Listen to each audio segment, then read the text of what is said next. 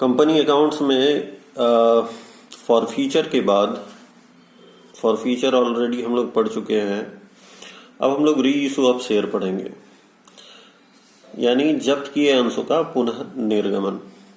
देखो, री इशू जो होता है, शेयर जो भी शेयर फॉरफिट कर लिया गया है उन शेयर्स को फिर से री इशू किया जा सकता है।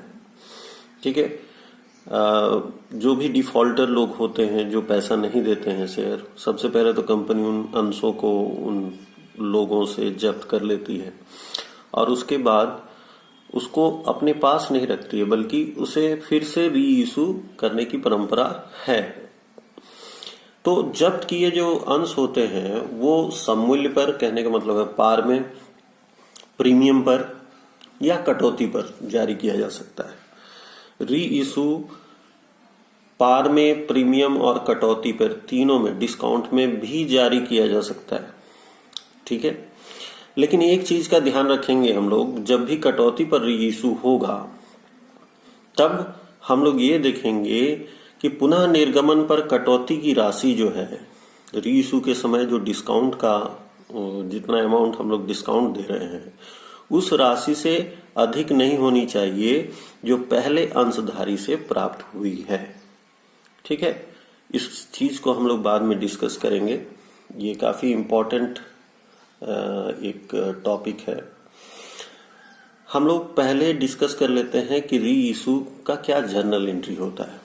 तो री इशू अगर सममूल्य पर होता है, कहने का मतलब है अगर 10 का शेयर था पहले, ठीक है, और उसको 10 में ही जारी किया जाता है री इशू के समय में, तो उस समय होगा bank account debit to share capital account. ठीक है। जितना भी शेयर होगा उससे 10 रुपया को मल्टीप्लाई कर देंगे, 10 रुपया हो जाएगा। ठीक है। सपोज 100 शेयर को री इशू कर रहा है तो 100 गुने 10, 1000 हो जाएगा। तो अगर सममूल्य पर जारी किया गया तो bank account debit to share capital account.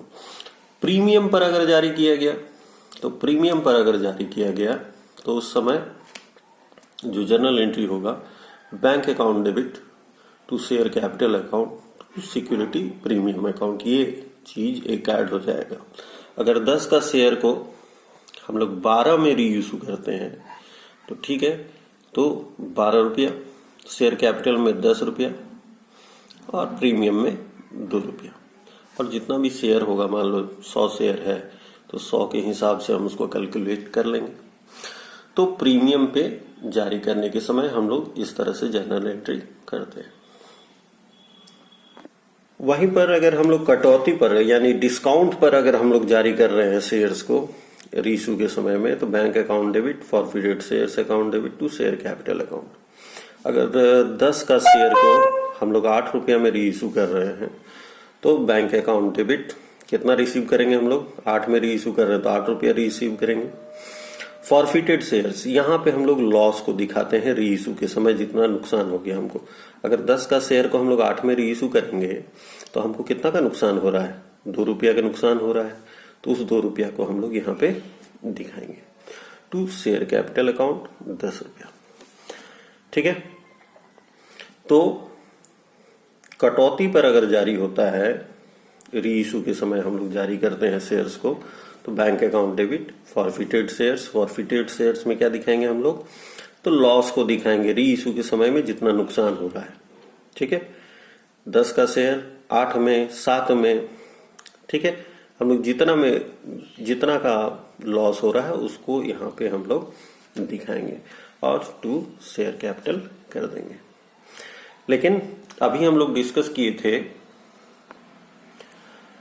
कि पुनः निर्गमन पर कटौती की राशि जब हम लोग री इशू करेंगे उस समय हम लोग कितना डिस्काउंट दे सकते हैं, तो हम लोग उस राशि से अधिक नहीं होनी चाहिए जो पहले अंशधारी से प्राप्त हुई है। कहने का मतलब है, एक एग्जाम्पल से हम लोग समझते हैं इसको।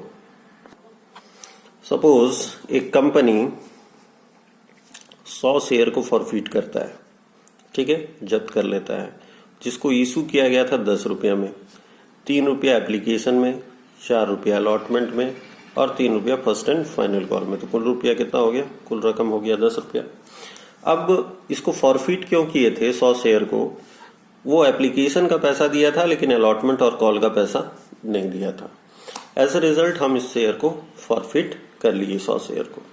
अब हम लोग ध्यान रखेंगे कि देने समय जब फॉरफिट कर रहे हैं तब वो सिर्फ एप्लीकेशन का पैसा दिया था, यानी कि कितना दिया, वो 10 रुपया में सिर्फ 3 रुपया दिया है। ठीक है, तो इसी चीज को हम लोग ध्यान में रखेंगे। और ये जब हम लोग री इशू करते हैं तो हम लोग ध्यान रखेंगे कि ये 3 रुपया से अधिक डिस्काउंट नहीं होना चाहिए।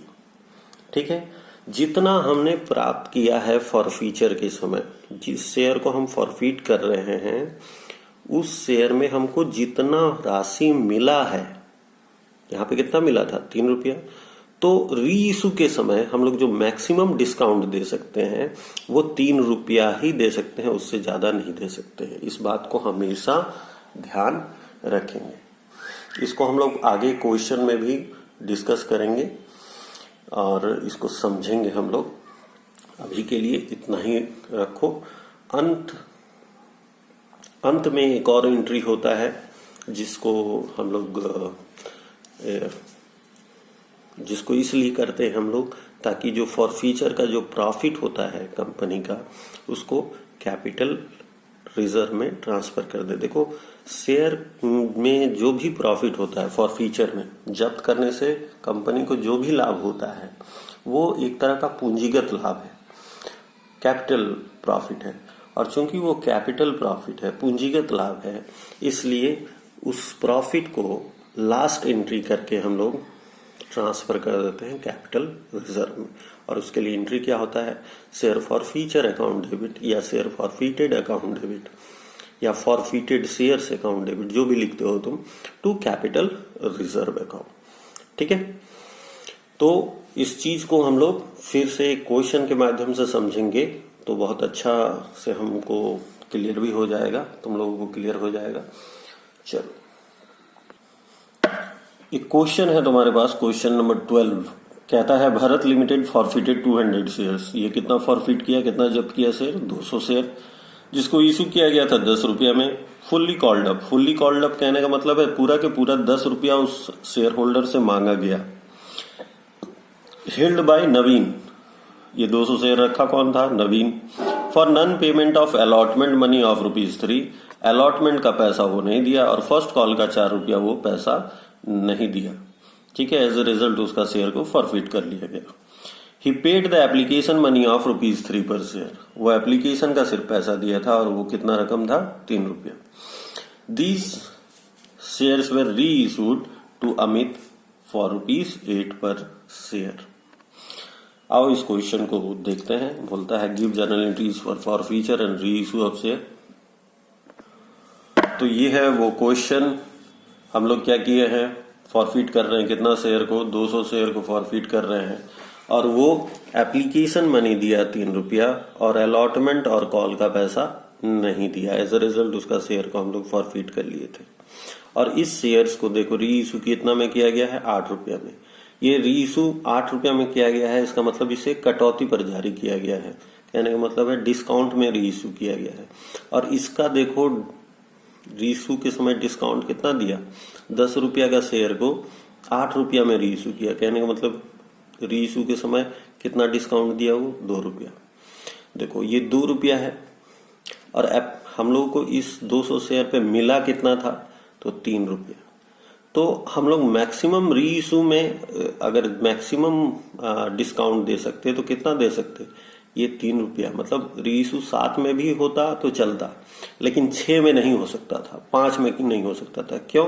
क्योंकि हमको उस पे 3 रुपया ही मिला है और मैक्सिमम हम लोग डिस्काउंट उतना ही दे सकते हैं शेयर्स पे री इशू के समय जितना हमको उस शेयर्स में इशू के समय, जारी करने के समय, जब हम लोग शुरू में जारी करते हैं उस समय हमें जितना प्राप्त हुआ है, जैसे इसमें 3 रुपया प्राप्त हुआ है, तो हम लोग मैक्सिमम री इशू के समय डिस्काउंट कितना दे सकते हैं, 3 रुपया ही दे सकते हैं। यही बात हम उस समय समझा रहे थे तुम लोगों को। तो इसका जर्नल एंट्री क्या होगा, सबसे पहले हम लोग फॉर फीचर करेंगे। फॉर फीचर के लिए शेयर कैपिटल अकाउंट को डेबिट करेंगे, और शेयर कैपिटल अकाउंट को कितना से डेबिट करेंगे? 200 शेयर है, 10 रुपया पूरा कॉल की है, हम लोग मांगे हैं कितना? पूरा 10 रुपया। तो share capital account debit 2000। Share allotment, जितने कॉल्स में पैसा नहीं दिया देता है शेयर होल्डर, उनको हम लोग पहले मेंशन कर लेते हैं। तो किस में नहीं दिया है? अलॉटमेंट में और फर्स्ट एंड फाइनल कॉल में। तो उसको सबसे पहले हम लोग लिख लिए, to share allotment, to share first and final call. और कितना नहीं दिया है? तो 200 शेयर पे अलॉटमेंट में 3 रुपया नहीं दिया है, 600, और 200 शेयर पे फाइनल कॉल में 4 रुपया नहीं दिया है, तो 800 रुपया। तो ये हो गया अमाउंट। और टू शेयर फॉर फीचर, हम लोग जब्त कितना किए उस शेयर होल्डर से? तो जब्त कितना किए? ये 3 रुपया जो वो दिया था वही जब्त किए। तो शेयर फॉर फीचर में जब्त किए हुए राशि को दिखाते हैं हम लोग, 200 गुने 3, 600 रुपया। ठीक है। उसके बाद हम लोग क्या करेंगे? री इशू करेंगे। री इशू हम लोग डिस्काउंट में कर रहे हैं, तो बैंक अकाउंट डेबिट कितना में री इशू कर रहे हैं हम लोग? 8 रुपया में। 200 शेयर को 8 रुपया में करेंगे तो कितना हो जाएगा? 1600। ठीक है। फिर हम लोग री इशू के समय हमको नुकसान कितना हुआ, नुकसान को हम लोग शेयर फॉर फीचर में दिखाते हैं। डिस्काउंट जो दिए हम लोग, कितना का दिए? 2 रुपया का दिए डिस्काउंट, कि ना 10 का शेयर को हम लोग 8 में री इशू कर रहे हैं। इसका मतलब हमको नुकसान कितना हो रहा है री इशू के समय में? 2 रुपया। तो 200 गुने 2, 400। टू शेयर कैपिटल 2000 रुपया। ठीक है। 100 हम यहाँ पे कम लगाए थे, खैर कोई बात नहीं। तो bank account debit, share forfeiture account debit to share capital, ये री इशू हो गया। अब हम लोग लास्ट एंट्री करते हैं। लास्ट एंट्री हमारा क्या होता है? Share forfeiture to capital reserve. और इसमें क्या करते हैं, इस चीज को हमेशा दिमाग में रखना।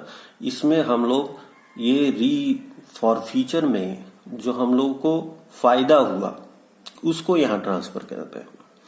फॉर फ्यूचर में फायदा कितना हुआ? तो देखो हम लोग जब्त किए थे कितना? 600 रुपया जब्त किए थे ना। वो व्यक्ति सिर्फ एप्लीकेशन का पैसा दिया था, तो एप्लीकेशन का 200 शेयर पे 3 रुपया, वो 600 रुपया हम लोग जब्त किए थे।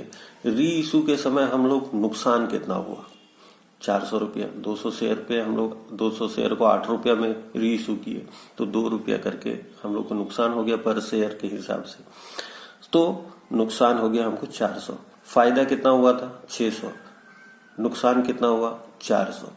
तो बचा कितना हमारे पास? बैलेंस प्रॉफिट कितना हो गया?